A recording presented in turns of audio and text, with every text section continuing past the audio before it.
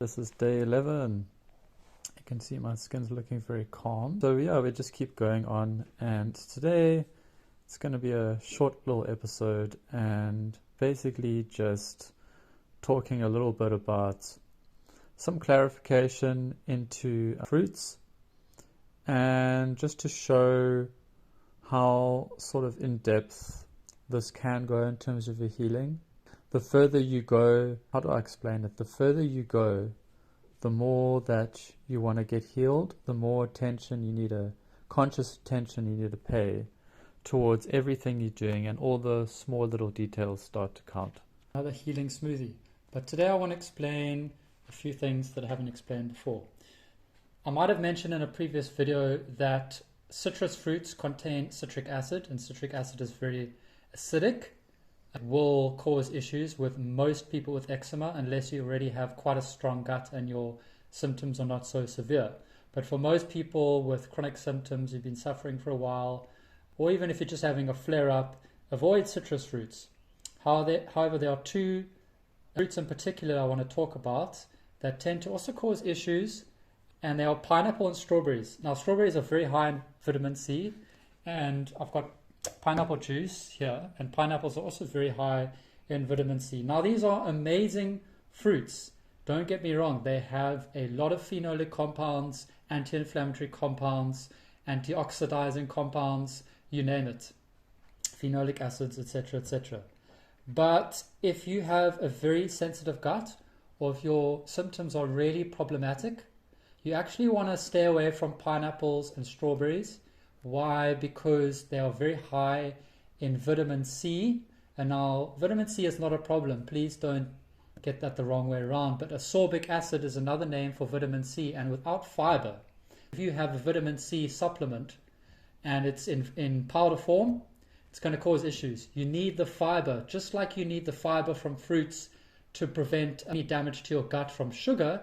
You also need the fiber from fruits to prevent any damage to your gut from vitamin C, high amounts of vitamin C.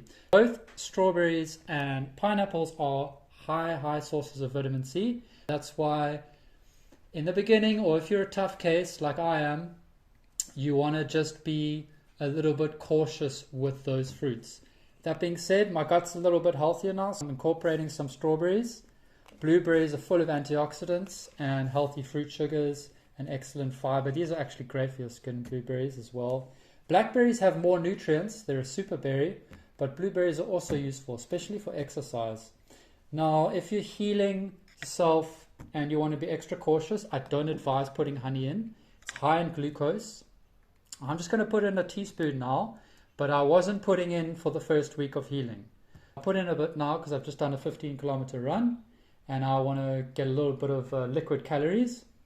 And another thing I've started to incorporate is dates. Now, dates are also a super fruit. They have extremely high amounts of all kinds of vitamins and minerals right across the board. And the reason why I didn't use them is because they're also very high in sugar. Even though they have the fiber, they're just that little bit higher than other fruits. I tend to be a little bit more cautious with them, and these are better for exercise. So I would never actually have these, or very rarely have these, unless I'm doing exercise. So what we've got in this smoothie is an egg. I've got 2 bananas. I've also got a little bit of chia seeds. And there we go. It's a super healing smoothie. And you've got good fiber in here. And, if you're someone who's extremely sensitive, and I know they do exist. I was chatting to someone the other day. Then just know that you cut out the strawberries, cut out the pineapple juice or pineapple fruit. What I've actually done here is I'm going to mix. It's going to be mostly sparkling water and then a little bit of this. But even last night when I was drinking this, I could feel a little bit of a reaction. So you've got to be careful with fruit juices because they have no fiber. You've really got to be careful. I always dilute mine, and then I'm still just a little bit cautious with that. It also depends where you are in the healing process. As you start to heal, incorporate more healing foods, and you're further along and your symptoms start to reduce significantly, then you can start to incorporate a bit of strawberries, a bit of pineapple. You just got to see how it goes. All right, so there you go. And then also I wanted to show, this is just collagen.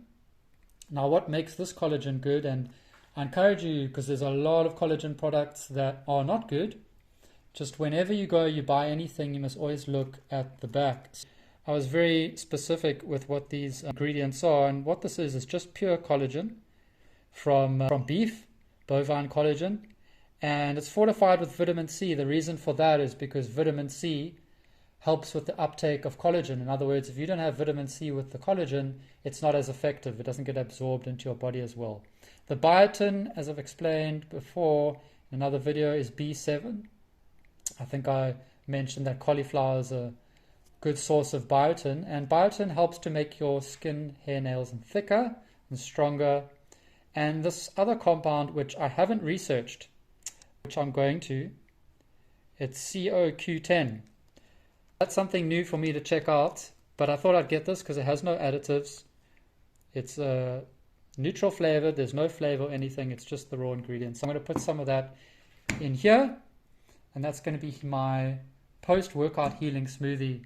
But you can also incorporate a smoothie like this if you're wanting to help with your skin conditions. It's just a little bit of explanation of how to be a little bit more cautious and specific on this healing journey, and there is a lot to it, which is why I recommend coaching if you're having a hard time and you think you've tried everything.